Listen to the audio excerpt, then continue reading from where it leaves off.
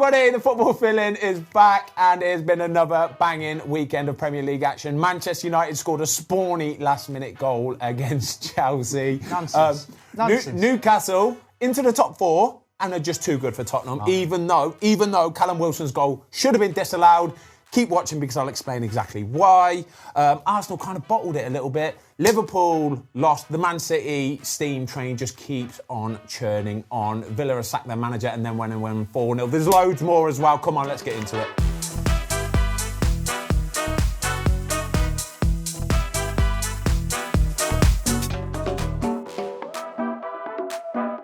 Okay, joining me in this week's show, we've got, as ever, Mark Goldbridge. Hello, mate, you okay? I'm good, thanks, you? Yeah, wicked. And Tubesy boy. How you doing? This is like a good little duo, to be fair, because Chelsea fan, Manchester United fan. Where else shall we start other than Chelsea against Manchester United? Let's do it. Mark, take it off. Yeah, look, really, we were talking before, weren't we, Tube, saying a draw was the right result. I thought first 35 minutes, United took that Spurs form into it, and I thought Potter's substitution on 35 minutes was brilliant because he didn't dare wait 10 minutes to half-time because I think United had that momentum. That takes a brave manager to do that, by the way. Brilliant, absolutely brilliant. Really brave manager. Superb. And then it changed the game, didn't it? Because Kovacic came on, extra man in the midfield, and at that point I was like, this is probably going to be the draw I thought it was going to be. But for 35 minutes, I was pretty pleased with United. And then, I mean, apart from a dodgy refereeing decision, which I'm sure Tubes will disagree with me. What dodgy decision are you talking about? You know what? I'm not going to change on this. I've had so many pelters over the weekend.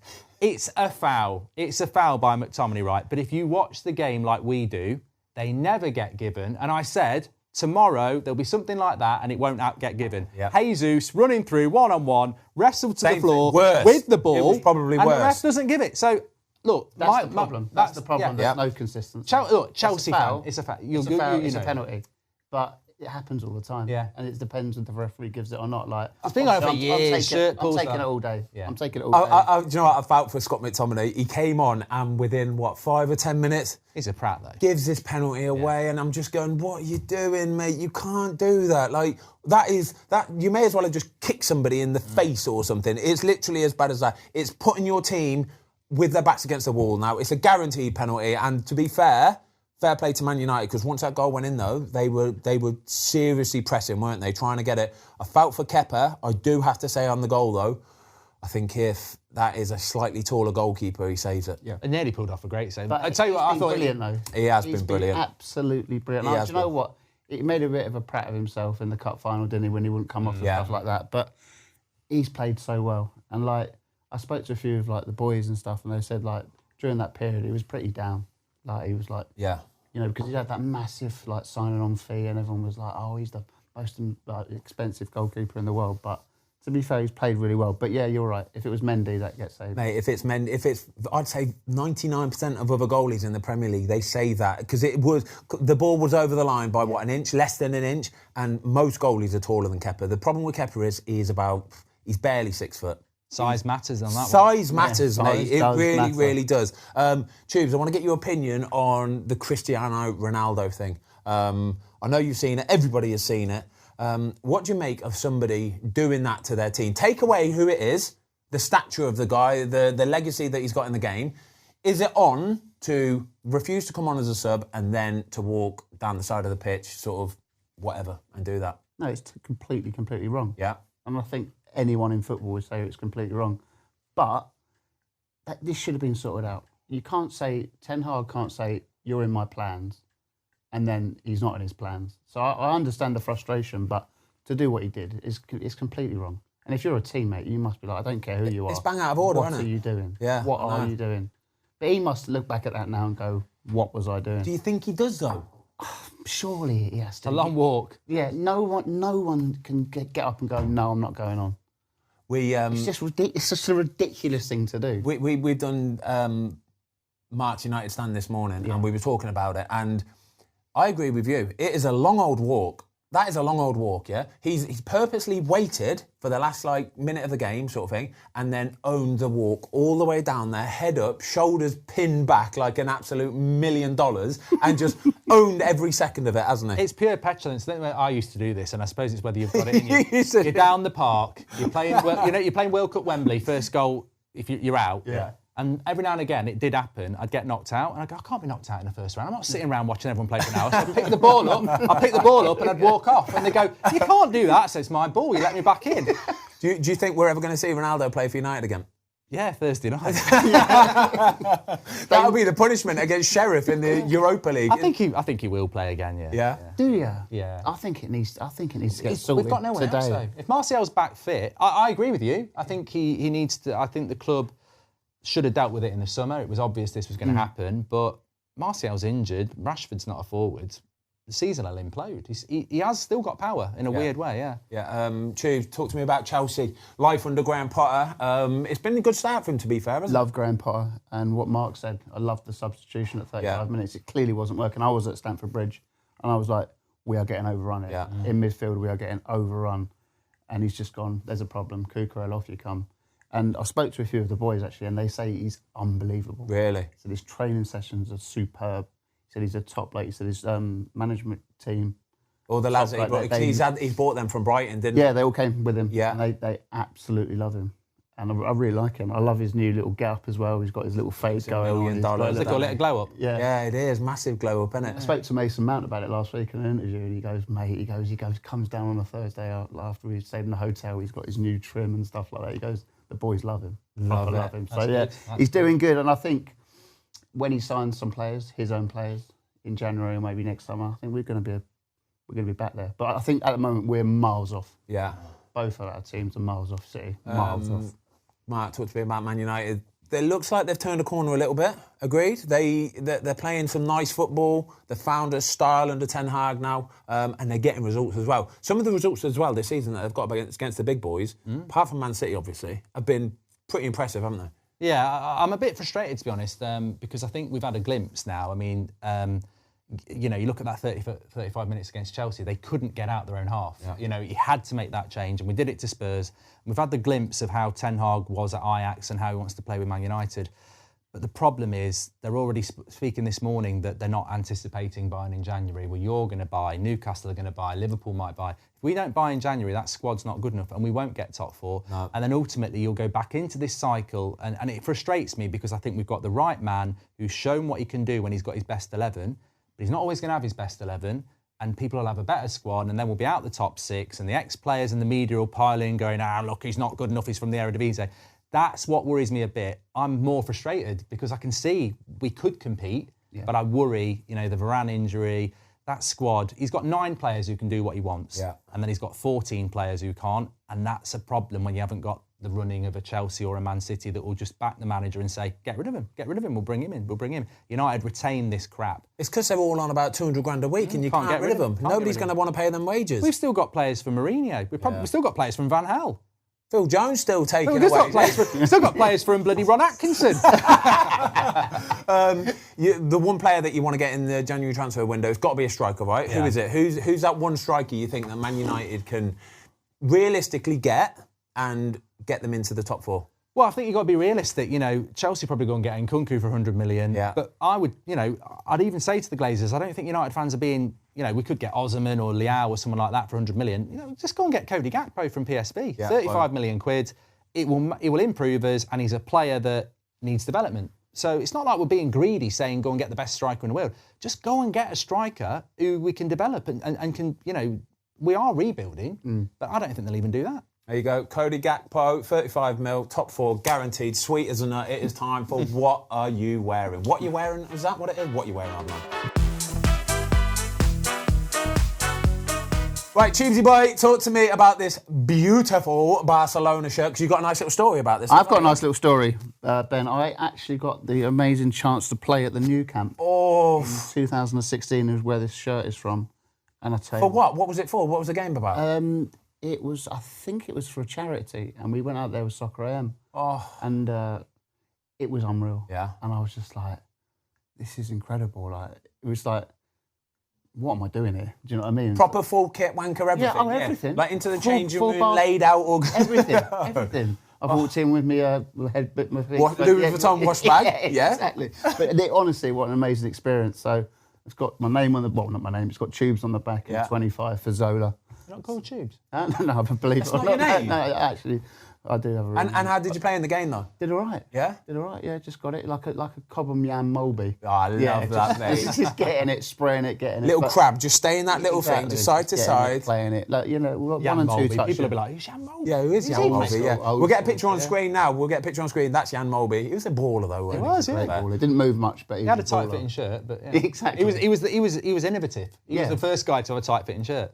I don't think he ever left the centre. He's not the guy to be wearing a tight-fitting shirt. I don't think it was a tight-fitting And that's shirt. why I call myself It wasn't Jan meant to Mulby. be. Yeah, it wasn't meant to be. But no, it's amazing. I've got my Newcastle shirt on today, Yeah. and it brings me nicely into the next game that I want to talk about, Tottenham against Newcasall. I'm going to start this one off here, lads, all right? I'm going to start this one off here. Newcastle are decent, yeah? Full stop, they are. They're decent. And Eddie they Howe. are, I think, genuinely going to be...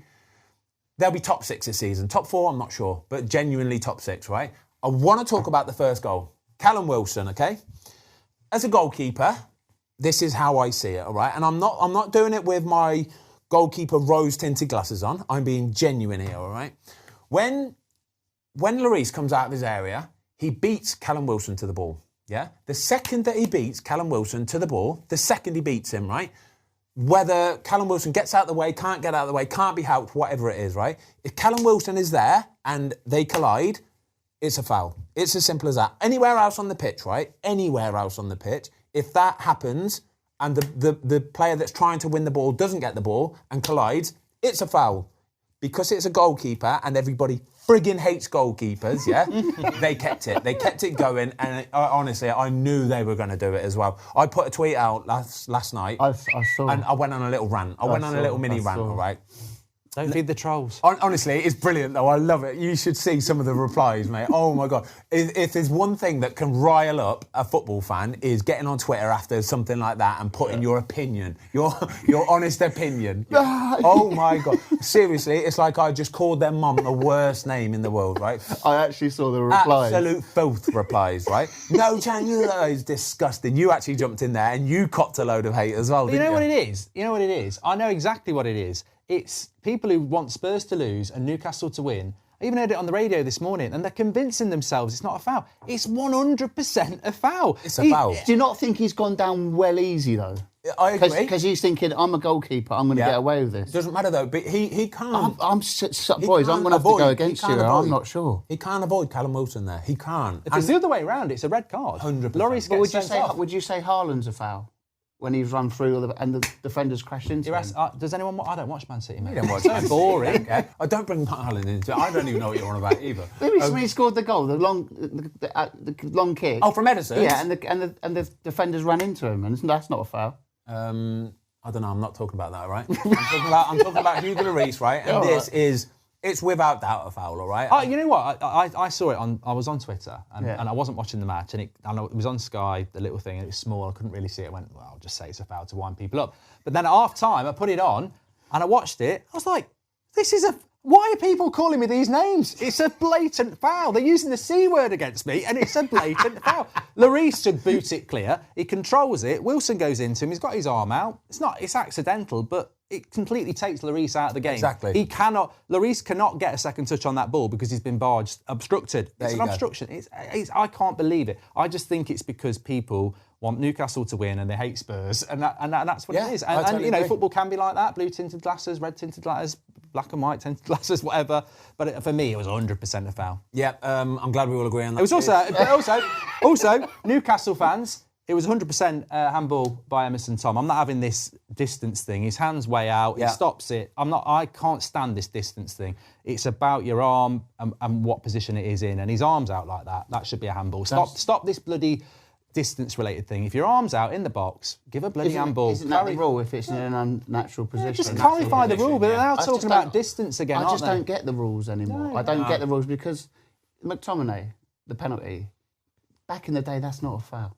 But in the rules... And the very next day, it's not a foul. It's very true. But yes, I just consistent. don't get it. If we all know it. It's just bizarre. Miggy Almiron.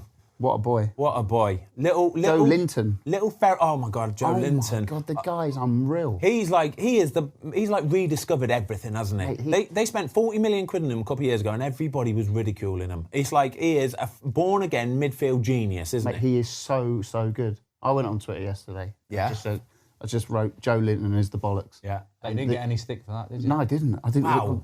People were like, yes, yeah, even not Newcastle fans as well, going, unreal, 40 million for that guy.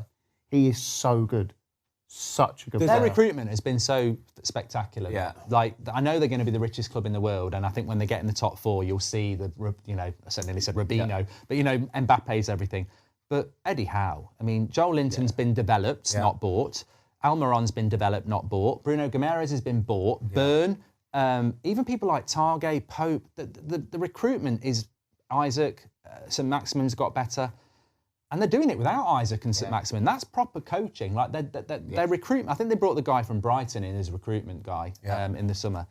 I tell you what, you can moan about money, but it's the same with Man City. They're not just thrown money. The structure of what they're doing. Dangerous team, Newcastle. Tottenham, talk to me. Conte, is he sort of on the edge here? By the way, is he under a bit of pressure? Him? Because the Tottenham fans are moaning. Tottenham, like all I hear, as a kid, I was a Tottenham fan, so I know a lot of Tottenham fans anyway. They don't. You were a Tapman fan on Saturday morning until they lost. Mate, I'll change anywhere. Whatever the shirt looks nicest, that's fine, isn't it? But yeah, a lot of them are not happy with Antonio Conte. One little bit, mate. Why not though? Luke, editor. We've got a new editor, by the way. Right. Luke, what do you think of Conte? Quickly. Yes or no? No. No. Oh, there you go. They are very boring, They are very boring. I speak to a few Spurs fans on the show, and they like, it's all right while we're winning, but I am finding it boring. And now that have they been found out a bit? Like the teams are finding it very easy to play against them. We did. Newcastle did. I find his summer signings confusing as well. Who did he sign in the summer? Bassuma's a very good player. Bentancur. Jed Spence doesn't use him. No, he doesn't. I mean, Emerson Royale's terrible as well. That's the one I'd sack him for. Kulusevski's a good signing. I'll give you Kulusevski, but yeah, Emerson Royale. Wow. I don't think Spurs fans should be getting them Conte's back. They're not playing very well, but I think... Still third in the league. Do you know what I mean? Just calm it down a little. Calm down, Spurs. They'll go on a run. Can we just go back to Newcastle, though? Yeah. Dan Burn, should he be playing for England? Without doubt, got to be in with the thing now. Him and Tarkowski for sure have to be in. Why has he not had a chance? He won't get shouted because he's not one of these. No. He doesn't play for a proper big boy. He's not a glamorous name. He's not one of these who'll get it out from the back and play it, which he actually is, to be perfectly honest. When he came to Chelsea, I was like, this geezer is unreal. Rolls Royce. He might be 12 foot tall, but with the 12 plays at left back sometimes. No.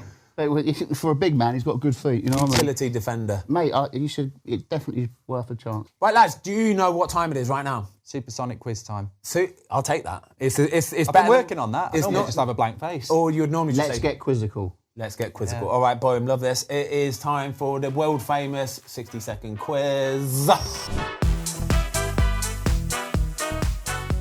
Right then, boys. So we're not going to do it individually today. Yeah, okay. I sense you both get a bit nervous when it comes to the quiz, right? And you both it affects you a little bit. So you're going to work as a team today, okay? Could go down in flames. This bonfire night's coming, but we'll don't come on. Believe, Mark. Believe. It should work well. Yeah.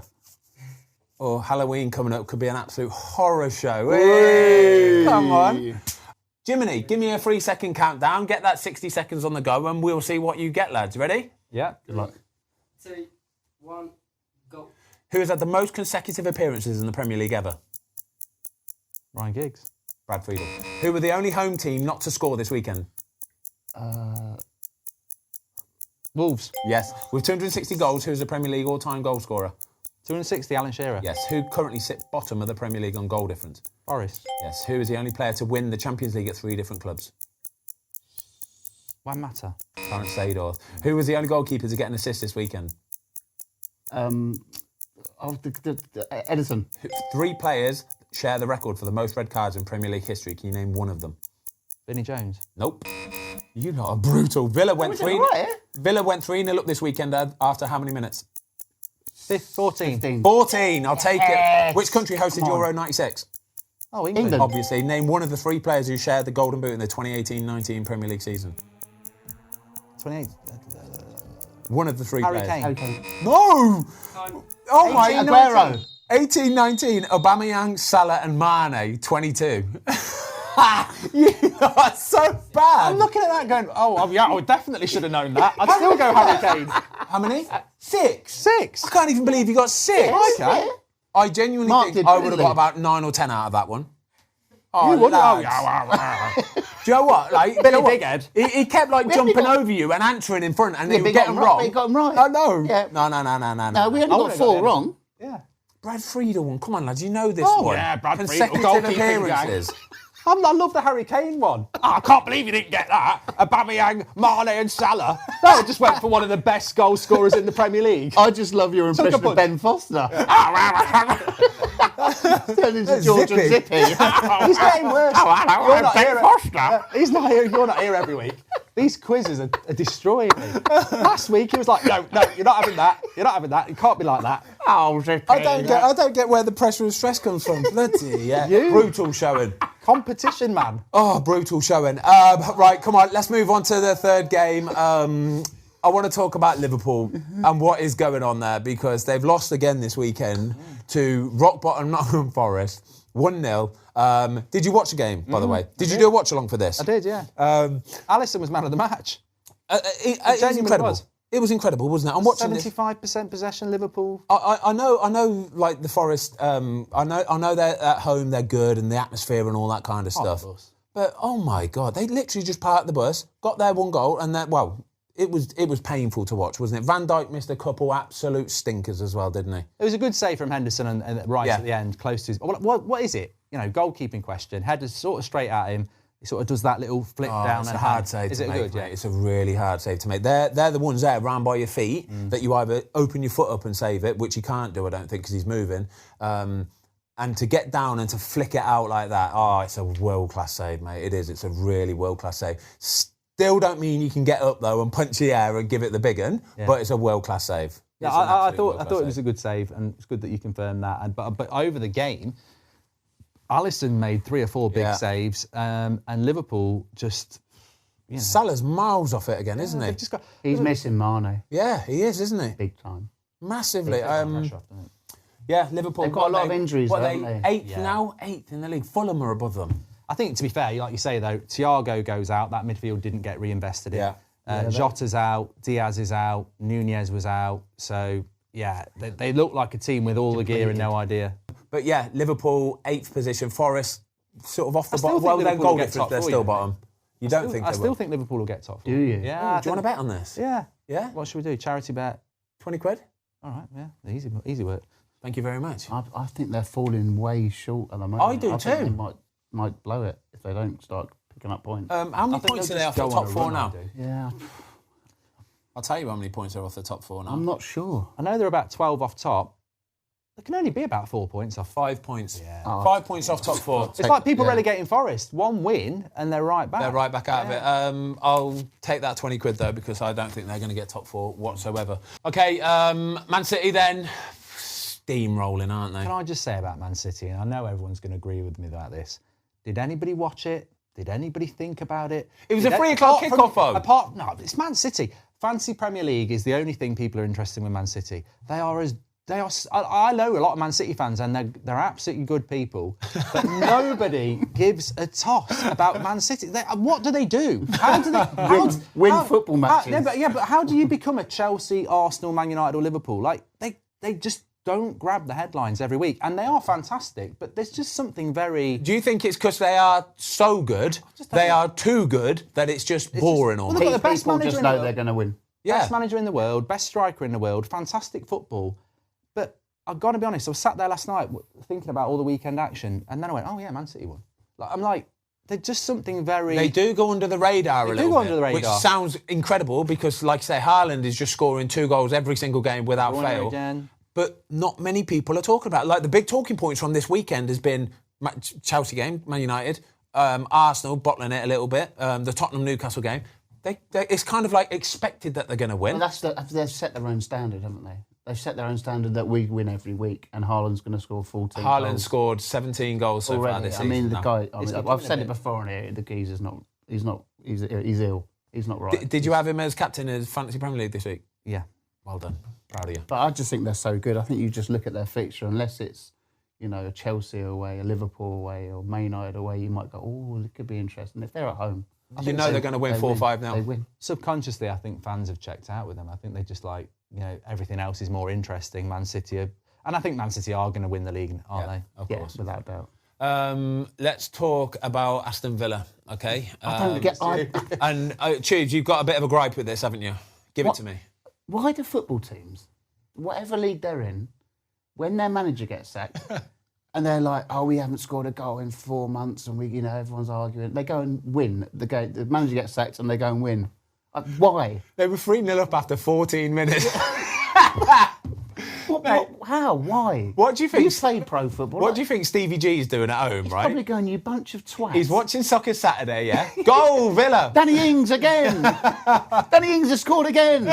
Stevie G's like that. And he's like, have a you word. bastards. Yeah. Why? Why is that? You've been there with Watford. What happens with the players? They go on, give me your point of view on this, because you've got something to say on this as well. I think it's ego. I think it's ego. I think footballers are very egotistical. We saw it at Man United. Mourinho is one of the greatest managers there's ever been. Solskjaer's not a coach, and for 3 months they go and win as soon as he gets the sack, because they just want to show the world it was his fault, it wasn't our fault, and suddenly the effort levels go up. Yeah, that's basically that. It literally is. So when a manager's under pressure, it's dead easy for players to sort of hide on the pitch and then blame the manager, because he's getting all the flack anyway. So it's dead easy to sort of down tools a bit and go, well, it's him really. But do you think they wanted Stevie G to leave? I wouldn't say they wanted him to leave, but I'd say once the pressure gets put on Stevie G, yeah, and they're not playing well, subconsciously they're putting it on him, and confidence is low, it's very easy to go, well, it's not my fault I'm not performing, it's his fault, I can't play under him. And that's just the way it goes, mate. It is rubbish. He transformed the team as well, to be fair, because Ramsey was on the bench, McGinn was on the bench, and he went with the front three. So he did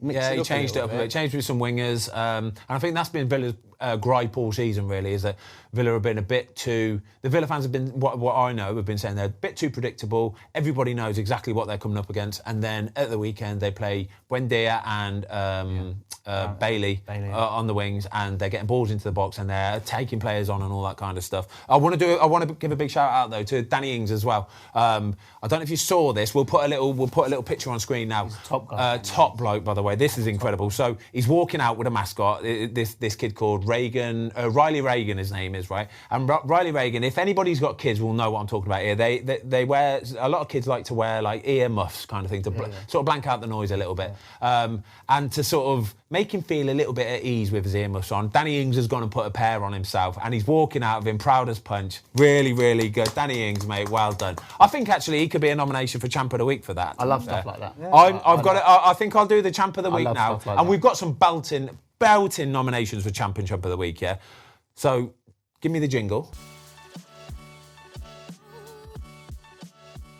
So, first of all, I'm going to start it off with Danny Ings, and rightly so as well. Brilliant, mate.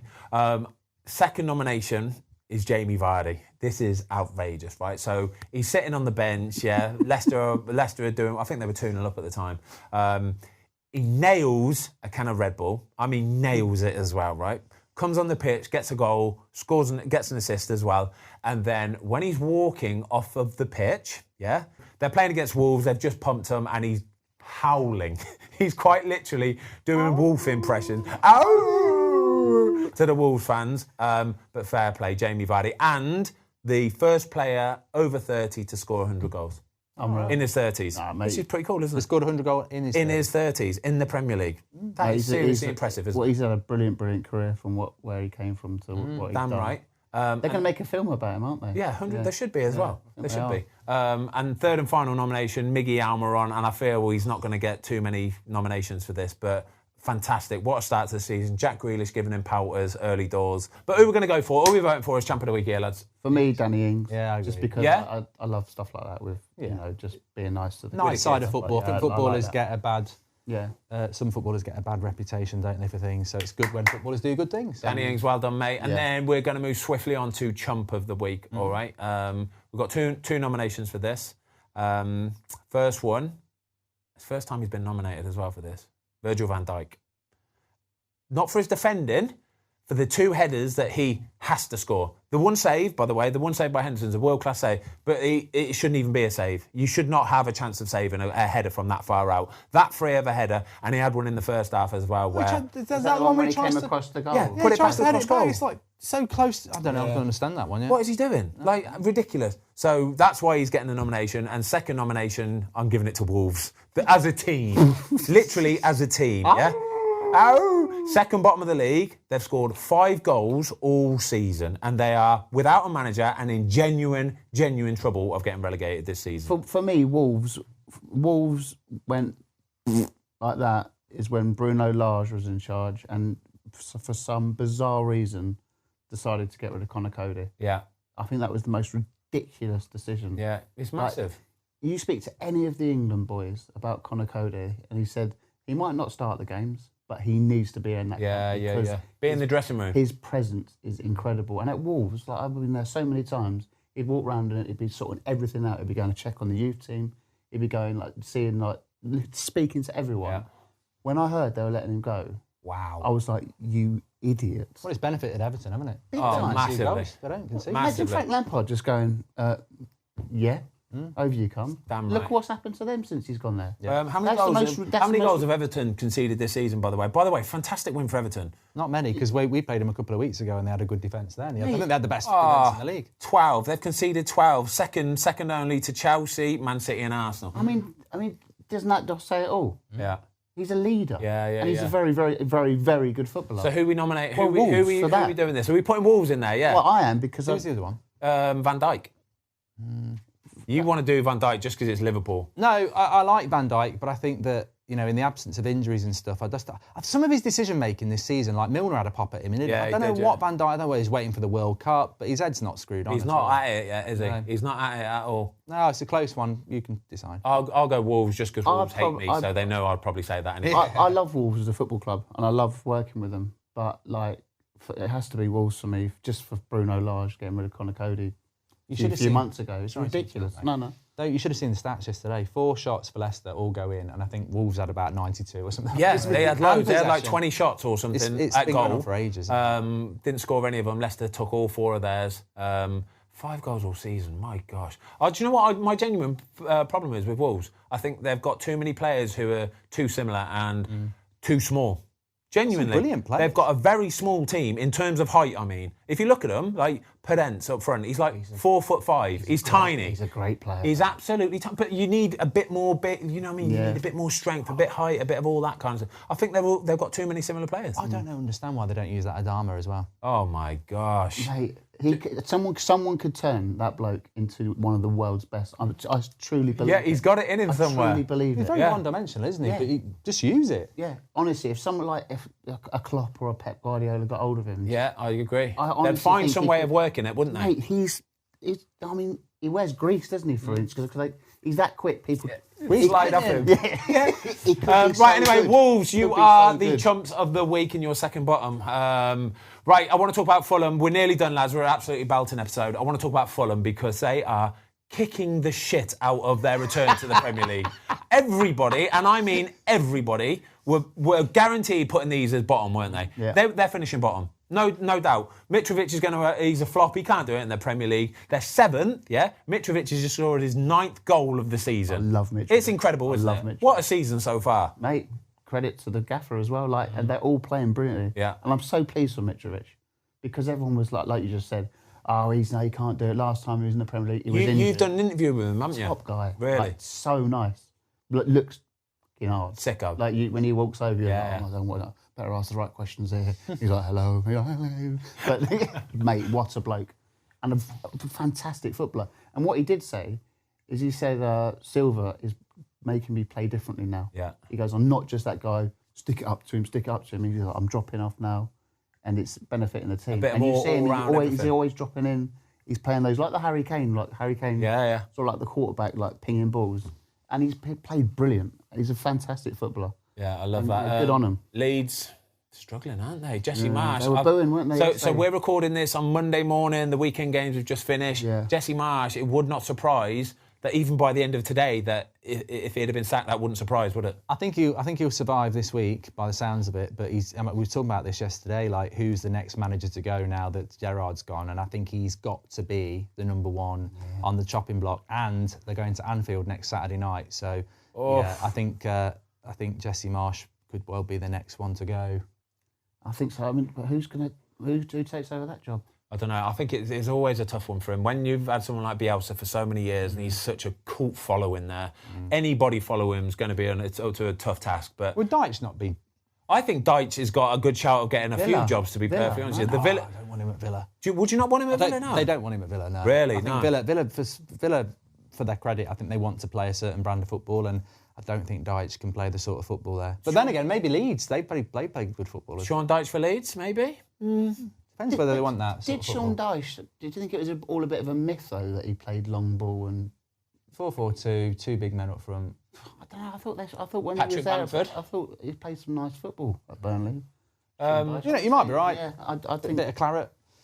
But yeah, I don't know. I think I mean, when the Leeds fans are chanting, Yeah, we're getting sacked in the morning. Not it's nice, like, is it? That's what Right, Villa were doing to Gerrard, and he went. They'll probably go and win their next match, and if they do sack him. Exactly. Lads, brilliant. Thank you very much. I just need to say a quick apology that we didn't do an episode last week. I was in Philadelphia, actually. I had a belting time, so I've got no regrets. Honestly, I'll do it all again if I could do. But in the meantime, thank you for watching. Guys, cheers, Mark. You've been legendary. We will see you all next week on the Football Villa.